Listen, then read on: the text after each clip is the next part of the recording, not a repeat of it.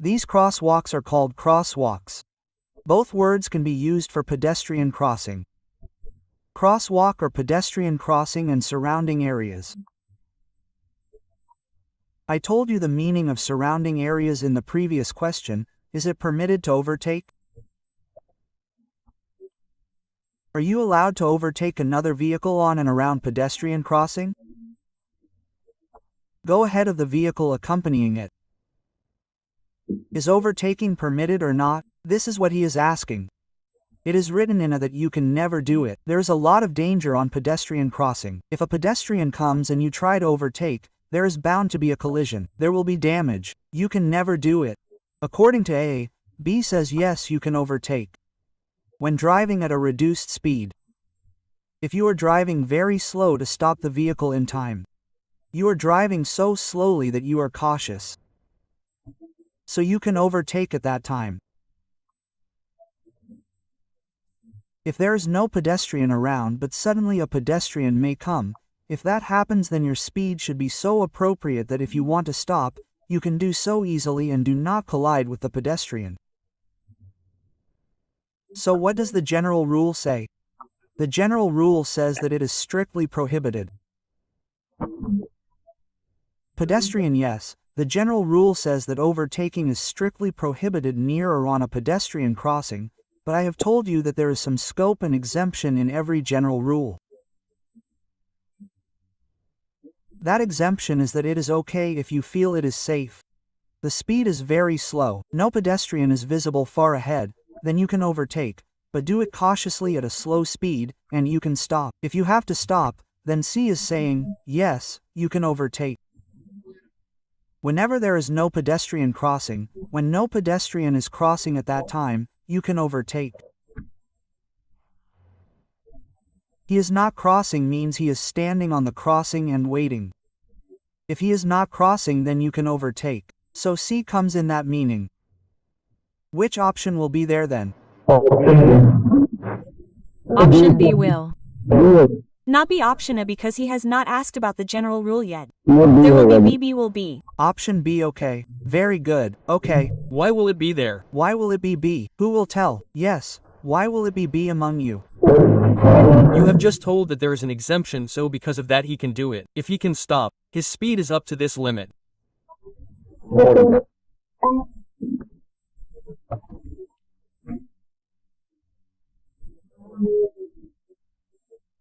You are asking about the general rule, that the general rule says that you cannot overtake, then it is strictly prohibited. You cannot strictly refuse by giving general rule reference, in the same situation, sir, in the same situation, the general rule says that you cannot overtake at all, it is strictly prohibited. But that will be an exemption.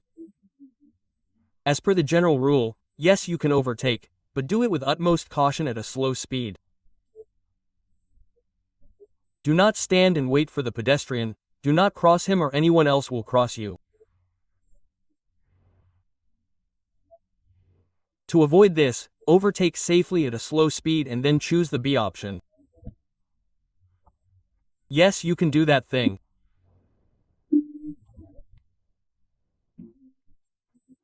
Sir, it is written here that to stop the vehicle in time, so sir, you cannot stop it, you cannot park the vehicle on the road. Yes, if a pedestrian comes suddenly and you are overtaking, then your speed should be so slow and controlled that if a pedestrian suddenly comes out from anywhere, you can stop the vehicle to save him. This much speed is okay, sir. No, sir. Even if you stop, if a vehicle comes from behind, then, sir, what will happen then? So for example, I am driving and I have stopped my vehicle, then sir, if a vehicle hits me from behind, then sir, this can happen, right? It is possible, sir, right? We are talking about pedestrian crossing, right? If there is a pedestrian crossing ahead, then the pedestrian's right is always the highest. Where there is a pedestrian crossing, the pedestrian has more right than the vehicle. The driver has to stop the vehicle in every situation. Let me cover one more question of yours here. If there are lights, there is a traffic light at a pedestrian crossing. This also happens, there are lights. Light control. If the pedestrian's light is green, you stop. If your light is red, then he is passing. If your light has turned green, the pedestrian's light has turned red, but he starts crossing. Even then he has the right, the pedestrian's right. You have to stop in every situation. Okay, sir. Okay, sir. Thank you, sir. Thank you. Sir, if you don't take a chance, then it is better to stop. Don't take a chance. Don't overtake. Don't overtake. Best, this is the reason these general rules have been made, because you have to follow them. But you are given the exemption that there is no one there. It is deserted, so you should not go very slow there for no reason. If you can overtake safely, then there is an exemption. But it is better that you are coming, and I mean we don't know that we are going. We overtake and the car from behind hits us when we suddenly stop, then it will be our fault, because according to the general rule, we cannot overtake at that time, so it will be our fault or his fault. Well, the fault is considered to be of the person behind. Generally, if we talk according to the general rule, then the one who hits from behind is considered to be at fault. But what is the final decision? The traffic officer will come and see that there was a crossing ahead, so he stopped for that reason, so then he hit for that reason. Then it will be adverse, the effect will be reversed.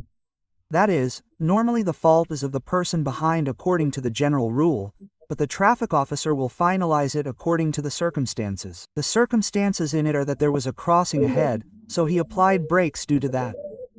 So the fault was already of the person behind, so in this case also the fault is proved to be of the person behind, because he applied brakes due to pedestrian crossing. Is it clear to you? Yes, sir. Normally the fault is of the person behind, but sometimes it can also happen that the fault is of the person in front. Well, I will give you an example.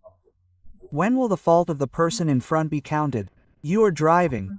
There is a traffic light ahead. The traffic light has turned yellow. The traffic light has turned yellow. Your speed is a little high. Now should you stop at the yellow traffic light?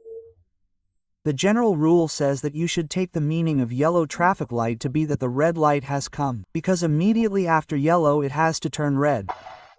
But your speed is such that you cannot stop safely. But you made the mistake that you thought that you should not stop.